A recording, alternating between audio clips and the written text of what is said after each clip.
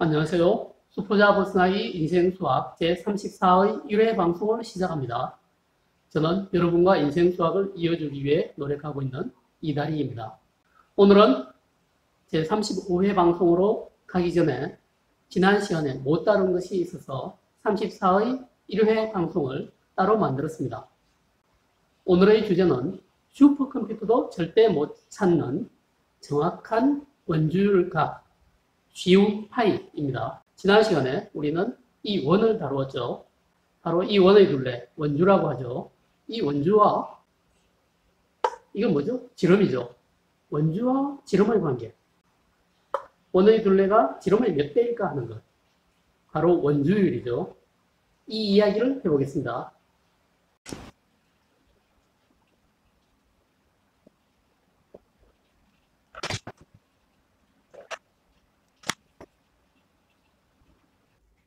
자, 여기 원과 지름이 있죠.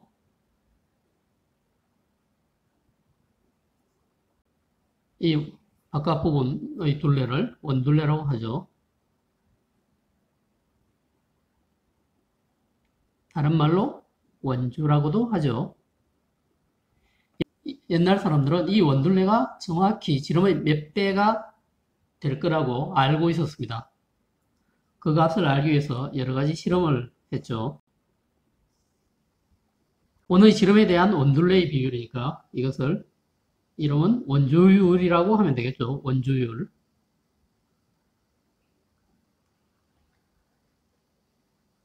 자, 옛날 사람들이 했던 그 실험을 우리도 한번 해볼까요? 자, 원의 둘레를 한번 지어보겠습니다. 원은 이 조이컵의 윗부분 테두리를 이용하죠. 이렇게 놓겠습니다. 그리고 그 둘레를 재기 위해서 끈을 하나 준비했습니다. 끈으로 조이컵 둘레를 부드럽게 감쌉니다. 이렇게 하고 이렇게 크게 힘을 주지 않고 조이컵 둘레를 끈으로 감쌌습니다. 자, 이제 이걸 펼치겠습니다. 이 부분부터 여기까지를 재보겠습니다.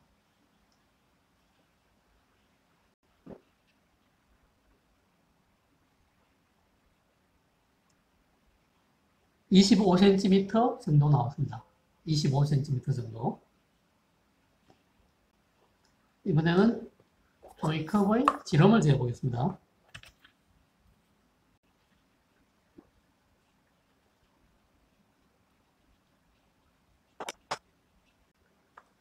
(7.3cm) 정도 나왔습니다. 7.3cm 정도.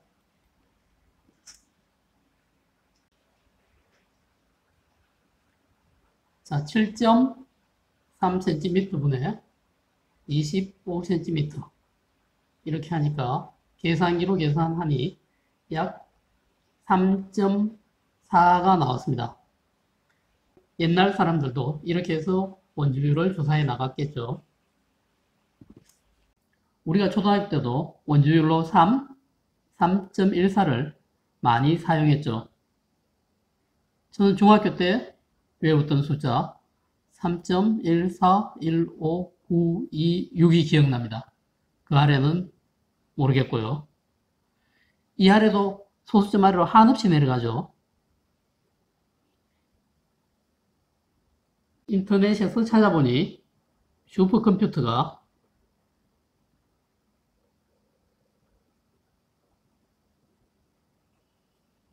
소수점 아래 50조짜리 숫자까지 계산했더군요. 그렇지만 이보다 더 아래 계속 새로운 숫자가 나오고 있답니다.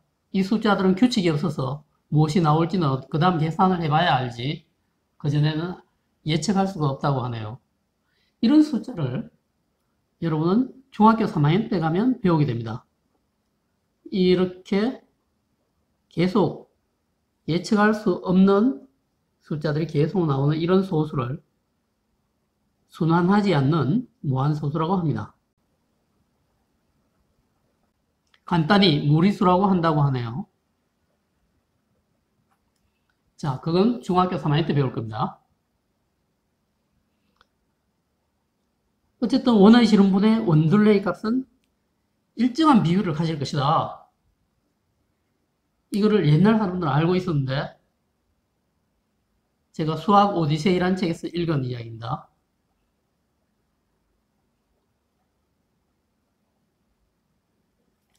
(1706년에) 윌리엄 존스라는 사람이 있었습니다. 도저히 참을 수 없었던 모양입니다. 이것을 그럼 파이라고 하자 이렇게 제안을 했습니다.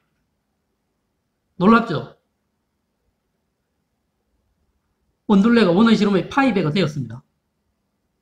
이런 숫자를 이 사람이 만든 겁니다. 이거의 파이배야 이렇게 말하고 치운 거죠. 분명히 그 파이란 숫자는 있는 거죠. 이렇게 해서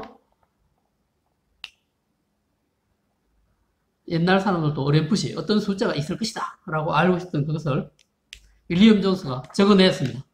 대단한 일입니다. 이때부터 우리는 원둘레는 지름의 파이배라고 생각하고 말할 수 있게 되었습니다.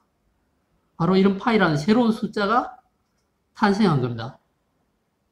대단하지 않습니까? 이 사람은 생각하는 법을 바꾼 겁니다.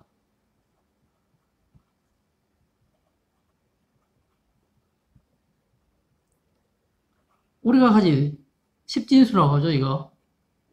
십진수로 원둘레가 원의 실험의 몇 배인지 도저히 표현할 수 없다면 그걸 표현할 수 있는 다른 숫자를 만들어서 적자. 이렇게 생각한 거죠.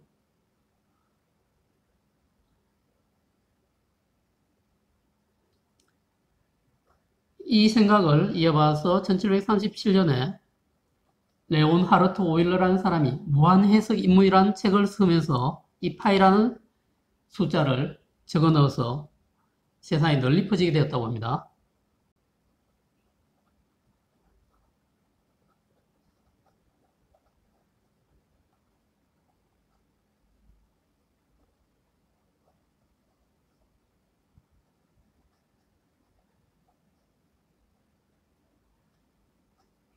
이렇게 해서 지난 시간에 여러분이 배운 문자라고 착각할 수도 있었던 숫자 파이가 뭔지 정체를 정확히 느낄 수 있죠.